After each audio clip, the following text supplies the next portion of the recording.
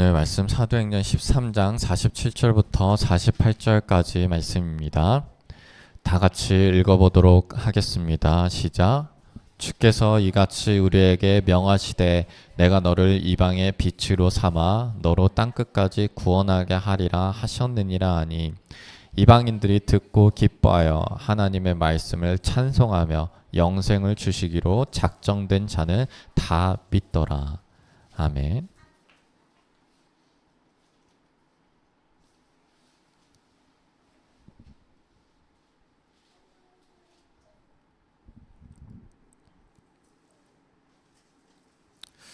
네.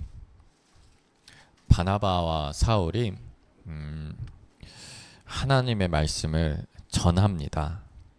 그래서 이 바나바와 사울이 전하는 게 어떤 거냐면요, 하나님께서 이스라엘 백성들을 구원하시고 그 구원하신 그 이스라엘 백성들의 주인이신 하나님께서 구주를 예비하셨는데 그분이 바로 예수 그리스도다. 예수 그리스도를 믿는 자는 영생을 맺고, 그리고 그 예수 그리스도는 우리를 위해 십자가에 돌아가셨고 그리고 부활하셨다. 그냥 이 이야기를 담백하게 전합니다. 그러자 그 말을 듣는 사람들의 반응이 나뉩니다. 첫 번째, 유대인들입니다. 유대인들은 그 말을 믿지 않고 받아들이지도 않고 배척을 합니다. 그런데 그 이방인들은 그 이야기를 받아들입니다. 그래서 바울과 바나바가 담대히 말하여 하나님의 말씀을 전한 것입니다. 그들이 유대인들을 보고 너희가 그것을 버리고 영생을 얻기에 합당하지 않은 자로 자처하기로 우리가 이방인에게로 향하노라, 이렇게 얘기를 합니다. 즉 이 말은 무엇이냐면, 너네가 거절했으니 우리는 그러면 받아들이는 사람에게로 향한다라는 거예요. 여기서 유대인들과 이방인을 나눠서 유대인들은 나쁘고 이방인은 착하고, 유대인들은 안 받아들이고 이방인들은 받아들이고, 이게 아니라 지금 바울과 바나바는 어떻게 했냐면, 하나님의 말씀을 전하면서 안 받는 사람 그래, 그런다, 우리는 받는 사람에게로 향한다라는 거예요. 받는 사람에게로 간다라는 것입니다.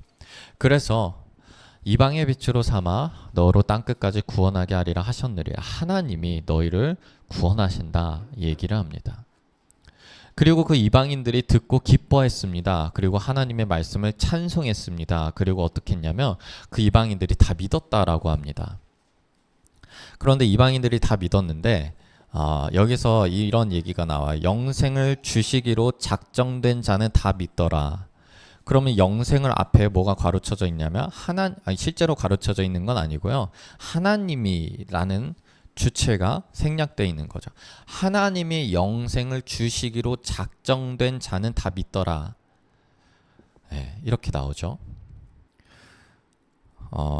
여러분도 혹시 예정론에 대해서 아시나요? 예정론은 무엇이냐면요, 구원받는 사람들은 하나님이 정해 놓으셨다라는 게 예정론이에요. 그런데 우리가 감리교는 예정론을 믿지 않고요, 장로교는 예정론을 믿습니다. 그런데 이 얘기를 들으면 여러분들 어떻게 느껴지세요? 예정론처럼 느껴지죠? 영생을 주시기로 작정된 자. 그러면 예정론이라고 하면 아무리 사람이 개차반처럼 살아도 하나님께서 예정해 놓으셨으면 그 사람은 구원받나? 아무리 우리가 열심히 신앙생활하고 하나님의 말씀을 따라도 그 사람은 예정된 자가 아니면 구원을 받지 못하나? 라고 오해를 할 수가 있습니다. 그런데 예정론은 사실 깊게 들어가 보면 그게 아니에요. 그래서 예정론도 우리가 쉽게 그렇게 그건 이상한 거야 라고 판단을 내릴 수가 없습니다. 깊게 들어가면 들어갈수록 이것은 무엇을 의미하는지가 알게 되거든요. 그래서 간략하게 얘기를 하자면, 장로교와 감리교의 차이는 예정되었다, 예정되지 않았다, 이렇게 보시는 게 아니라, 쉽게 말해서 장로교는 구원에 있어서 하나님의 역할을 강조하는 거예요. 네. 그리고 감리교는 인간의 반응을 강조하는 겁니다. 그런데 두 얘기 다 틀린 얘기가 아니에요. 왜요? 구원은 오직 누구만 할 수 있어요? 하나님만이 할 수 있어요. 아무리 인간의 선으로, 아무리 인간의 노력으로 그 구원을 얻을 수가 없습니다. 하나님만이 할 수가 있어요. 이것이 바로 예정론이 말하는 하나님에 대한 강조예요. 그러면 감리교는 무엇을 얘기하냐? 그것에 대한 인간의 반응을 얘기하는 거예요. 아무리 하나님께서 구원을 하시고 아무리 그 사람에게 말씀이 들어가도 그 사람이 그것을 받아들이지 않으면 하나님께서 구원할 수가 없다라는 거예요. 그렇기 때문에 우리는 자유의지를 가지고 말씀을 받아들여야 된다라는 거예요. 그래서 그 말씀을 우리가 선택하고 우리가 받아들이고 구원으로 향해 나가야 된다. 이게 감리교예요. 네. 그러니까 이것을 이분법적으로 뭐가 옳다 그르다라고 얘기하는 게 아니라 이게 하나의 구원의 과정인 거예요. 하나님께서 우리에게 오직 그분의 은혜로서 우리에게 구원을 얘기하셨다면 우리는 그것을 받아들이는 거죠. 그렇다면 이 말씀도 마찬가지예요. 작정된 자가 예정의 의미로서 우리에게 받아들일 수가 있지만 이게 원어적으로는 이 작정된 자를 지금 수동태로 해석을 했거든요. 그런데 이것이 능동태로도 해석이 돼요. 근데 헬라어는 능동태가 없어요. 그래서 이것을 왜 중간태라고 하거든요. 그런데 이것을 왜 수동태로서 왜 하나님의 주권으로서 해석을 했냐? 왜 예정론으로서 해석이 됐냐? 이것이 그냥 중간태로 해석을 하면 어떤 해석이 되냐면 영생을 하나님이 주셨는데 그것을 마음으로서 작정한 자는 다 믿었다라고 해석도 돼요. 네. 그러니까 하나님이 영생을 주셨는데 거기에 있는 사람들이 그것을 받아들이기로 다 작정한 거예요. 그래서 다 믿었다라고 해석도 돼요. 그런데 왜 하나님께서 마치 예정론처럼 작정된 자는 다 믿더라라고 왜 이 성경이 번역을 했냐면 제가 앞서 설명한 드린 대로 이것은 하나님의 주권을 강조하기 위한 해석이기 때문이에요. 네. 그래서 지금 이 말은 무엇이냐면요. 바나바와 바울이 화려한 언변과 논리적인 말로써 그들을 설득을 했고 유대인들은 마음이 악한데 이방인들은 마음이 착해서 그것을 받아들였다라고 이 말씀을 보여주는 것이 아니라 오직 하나님께서 그들을 구원하시기 위해 일하셨고 하나님께서 그들의 마음을 움직이셨고 그래서 그들이 하나님의 주권적인 손 안에서 다 믿었다라는 것을 오늘 말씀에서 얘기하고 있는 거예요. 그러니까 사람이 전한 것도 아니고 그 사람들이 잘나서도 아니고 그 사람들이 열심히 해서도 아니고 그 사람들이 다른 사람들보다 마음맛이 좋아서 받아들인 것도 아니다라는 거예요. 바울과 바나바도 아니고 이방인도 아니고 유대인도 아니라는 거예요. 하나님께서 하셨다라는 거야. 하나님께서. 최근에 어떤 목사님의 간증을 들었어요. 그 목사님이 개척교회를 하셨는데 아무런 연고도 없이 자신의 아내만 데리고 2명이서 개척을 해서 목회를 시작하셨다 그래요. 네. 그런데 지금 계속 부흥이 돼서 3번 만에 성전을 옮겼다고 해요. 그러니까 100명, 200명, 매년 100명, 200명, 300명 이렇게 늘어간 거예요. 자, 그러면 어떤 교회는 수백 명이 모이고 이걸 얘기하는 게 아니에요. 뭘 얘기를 하냐면요. 여러분, 전도가 된다라는 거예요. 네. 그러니까 지금 우리가 생각하기에 저 때는 사람들이 좀 순수했잖아. 저 때는 인터넷도 없고 과학도 발달하지 않았고 사람들이 순진해서 그냥 말하면 다 믿고 그랬잖아. 저 때는 사도들의 권능을 가지고 막 앉은 자들 일으켰잖아. 네. 저 때는 라고 얘기하면서 그래 하나님이 저렇게 저 사도행전에서는 저 초대교회에서는 역사하셔서 그래서 사람들이 믿었잖아 라면서 지금 우리는 아무리 우리가 노방전도해도 아무도 거들떠도 안 보고 아무리 얘기해도 요즘엔 난 교회 안 가요. 아무리 얘기해도 교회는 싫어요. 교회 이미지 너무 나쁘고 교회 나가는 사람 다 이상해요. 라고 하는 시대다라면서 저 때는 되고 지금은 안 된다라는 게 우리의 어느 이 마음속 한구석에 있지 않나 싶은 거예요. 그런데 제가 말씀드렸죠. 이 말씀에서는요. 우리 어떻게 해요? 우리 말씀 따르자고 했잖아요. 말씀에 순종하자고 했잖아요. 우리 교회에서 항상 강조하고 믿는 게 뭐예요? 이 말씀에 있는 그대로 하나님께서 지금 나에게 지금 이 순간 21세기 살아가는 우리의 삶에서 하나님이 역사하신다는 거 아니에요. 그 말씀 그대로. 그러면 지금 이 말씀이 그 당시에 그 놀라운 영성을 가진 사도들의 이야기도 아니고 그 당시 착하고 나쁜 사람들의 이야기도 아니고 그 당시에 그렇게 순수하게 막 신앙을 받아들였던 사람들의 이야기가 아니라 하나님의 이야기라고 했잖아요. 그러면 그때 역사하신 하나님이 지금도 역사하신다는 거예요. 네. 그러니까 지금도 전도가 되고 지금도 영혼 구원에 지금도 복음이 확장되는 곳이 있다라는 거예요. 다 안 되고 다 반에 반토막이 났습니다. 다 교인들이 떠났습니다. 요즘 젊은이도 교회 안 다닙니다. 다 이런 게 아니라는 거예요. 그 와중 속에서도 하나님이 역사하시고 하나님이 부응하게 하신다라는 거예요. 그래서 우리가 자꾸 요즘에 어떻습니다. 안 됩니다. 안 됩니다. 안 됩니다. 라는 이야기를 하면 어떻게 되냐면 그래 우리도 참 어렵다. 우리도 참 안 된다. 전도 참 어렵다. 이게 머릿속에 박혀져 있어요. 근데 그게 아니라는 거예요. 여러분들.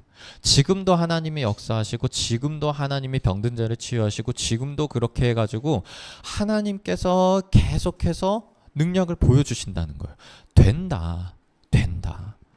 그것을 우리가 계속해서 그것을 듣고 나누고 해야 돼요. 제가 항상 하나님한테 물어보는 게 있었어요. 예전부터. 하나님, 정말,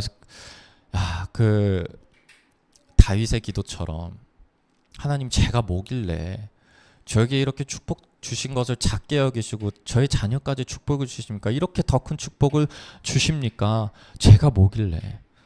제가 항상 물어봤어요. 하나님, 저에게 이렇게 큰 기쁨과, 우리의 가정의 행복과, 저의 삶을 이렇게 이끌어 가시고 책임져 주시고 이렇게 행복한 삶을 주신 제가 뭐길래. 그런데 그때부터 제가 깨달은 게 있어요. 뭐냐. 이게 나만의 것으로서 내가 가지고 있으면 안 된다라는 것을 하나님이 알려주시더라고요. 그러니까 하나님이 저에게 그것을 맛보게 하신 이유가 있더라고요. 왜냐하면 이것을 맛보지 못했으면 설명을 못해요. 이것을 맛보지 못했으면 이 좋은 거를 말하지 못했을걸요. 이것을 맛보지 못했으면 제가 힘들고 고통스럽게 하나님을 계속 믿고 그랬으면 성도님들한테 뭘 얘기하겠어요. 하나님을 믿는 건 고난의 길입니다. 참으세요 여러분. 견디세요. 그게 아니라 하나님이 살리시는 거, 사람 살리는 거, 하나님이 우리의 삶을 바꾸는 거, 하나님이 그 죽어가는 사람들 정말 기쁨으로써 보여주시는 거. 이거를 내가 경험을 했는데 이걸 내가 먹고 입을 싹 씻으면 안 되겠구나. 여러분, 그래서 우리가 책임감을 가지라고 하는 것은 무엇이냐면요. 우리가 다르다는 게 아니고 우리가 특별하다는 게 아니에요. 그리고 우리가 없다고 해서 망하지 않아요. 하나님이 다 알아서 하십니다. 네. 그렇기 때문에 우리가 특공대 마냥 목숨을 걸고 막 모든 것을 걸고 부담감을 가지고 이게 아니라 우리는 그게 있잖아요. 여러분들 한 명 한 명의 얼굴을 다 보면 하나님이 여러분들의 삶 속에 역사하시고 여러분들의 삶을 하나님이 살리셨잖아요. 그러면 우리는 그걸 자랑해야죠. 하나님을 자랑해야죠.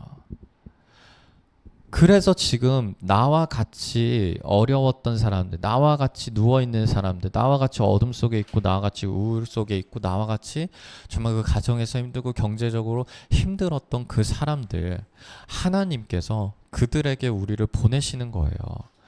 내가 너에게 그렇게 누리게 해줬지, 축복해줬지, 경험하게 해줬지. 그럼 저들은 어떡하겠냐는 거예요. 우리가 해야 돼요.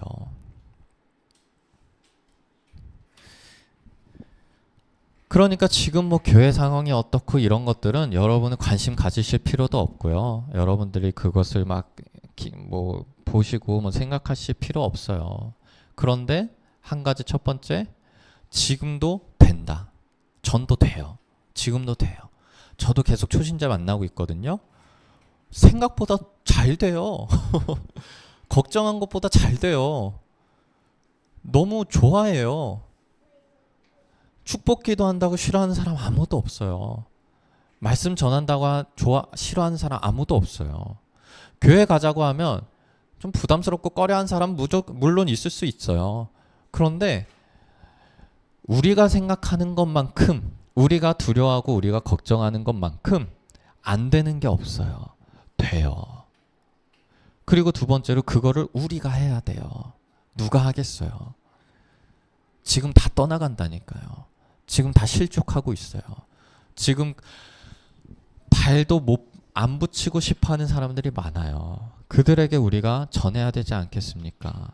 그들 어떻게 해요? 죽어가고 있어요. 우리의 옛날 모습처럼. 하나님 우리 살리셨잖아요. 그들 살려야 돼요. 그리고 마지막으로 사도행전 13장 마지막 절에 이렇게 나와 있습니다. 유대인들이 경건한 귀부인들과 그 신의 유력자들을 성동하여 바울과 바나바를 박해하게 하여 그 지역에서 쫓아내니 결국엔 쫓겨났어요. 그랬더니 이 사람들은 어떻게 했냐면요. 발에 티끌을 털어버리고 이고니온으로 가거늘 다른 곳으로 간 거예요. 근데 그 뒤에 핵심이 있어요. 뭐가 있냐면요. 제자들은 기쁨과 성령이 충만하니라. 지금 얘네들 쫓겨났어요. 그런데 그냥 쫓겨난 게 아니라 어떻게 쫓겨났겠어요? 요즘처럼 여기서 이러시면 안 됩니다. 나가주세요. 안 그러거든요. 막 온갖 욕과 저주와 물리적인 폭력 모든 것을 다 해서 억지로 끌려난 거거든요. 그런데 지금 제자들이 기쁨과 성령이 충만하대요. 여러분 전도가요. 우리에게 주어진 의무, 우리가 꼭 해야 되는 거, 하나님이 명령하신 거, 이거 맞아요. 그런데 여러분들 전도하잖아요. 그러면 분명하게 제가 말씀드릴 수 있는 거, 여러분들이 기쁠 거예요. 여러분들이 신이 날 거예요. 여러분들의 신앙이 자랄 거예요. 여러분들 전도가 최고예요. 나의 신앙을 잘하는 거예요. 여러분 제가 사역을 하지 않습니까? 제가 사역을 하니까 이 사역도 어떻게 보면 큰 틀에서 전도거든요. 사역을 하다 보면요. 신앙이 자라요. 네, 신앙이 자라요. 왜냐? 성도님들이 왔잖아요. 사실 저도 안 믿길 때가 많아요. 저도 포기하고 싶을 때가 많아요. 근데 목사니까 어떡해요? 제가 거기서 안 될 것 같은데요. 못할 것 같은데요. 이렇게 얘기하지 않거든요. 된다라고 얘기를 해요. 말씀에 있는 대로 전해요. 저의 마음 상태는 어때요? 난 잘 모르겠어. 이래요. 그런데 그 말씀 그대로 하나님께서 놀랍게 역사하시는 것을 다음 주에 보게 돼요. 그럼 제 신앙이 어떻겠어요? 야, 뭐야 이거. 이렇게 되는 거예요. 그러면 다른 성도님이 또 비슷한 문제를 가지고 왔어요. 저 또 반신반의하죠. 그런데 마음속에 뭐가 있어요? 저번에 이렇게 역사하셨잖아. 이번에도 하시겠지. 이게 반복되잖아요.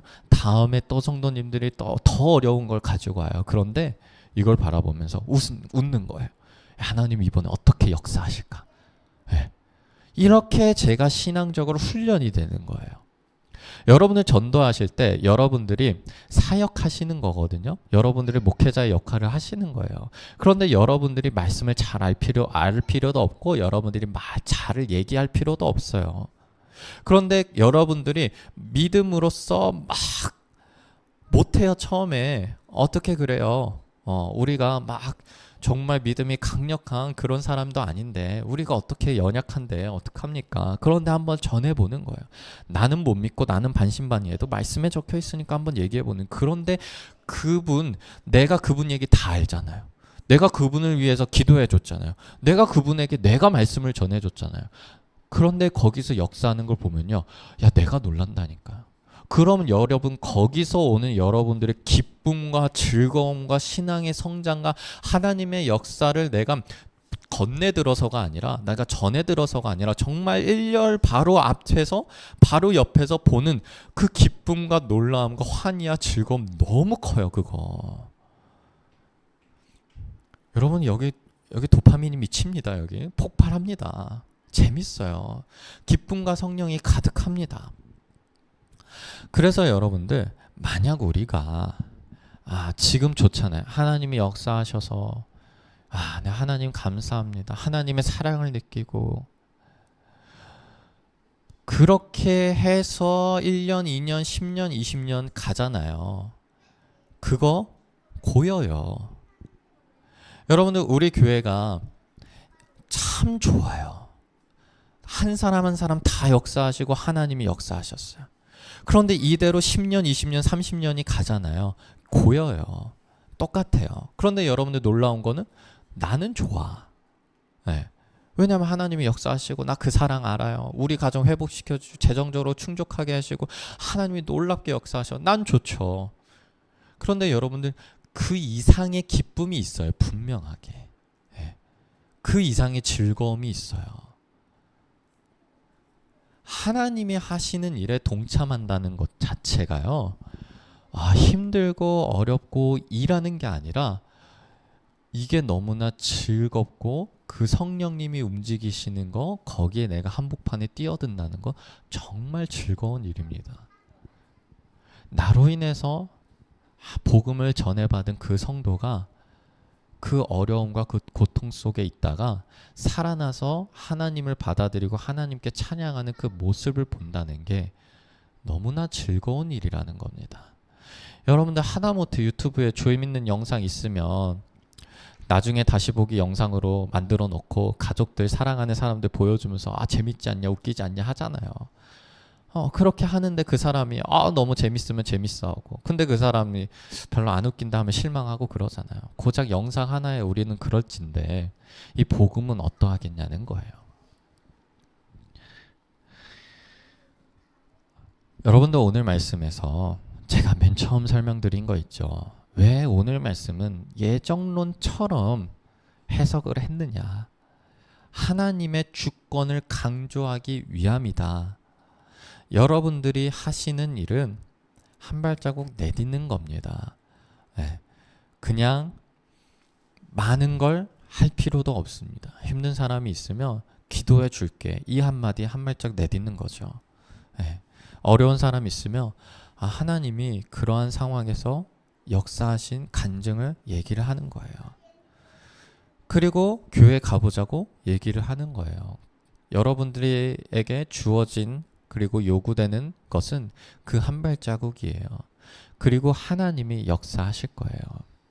여러분들 맨 처음에 교회 오실 때 생각해 보세요.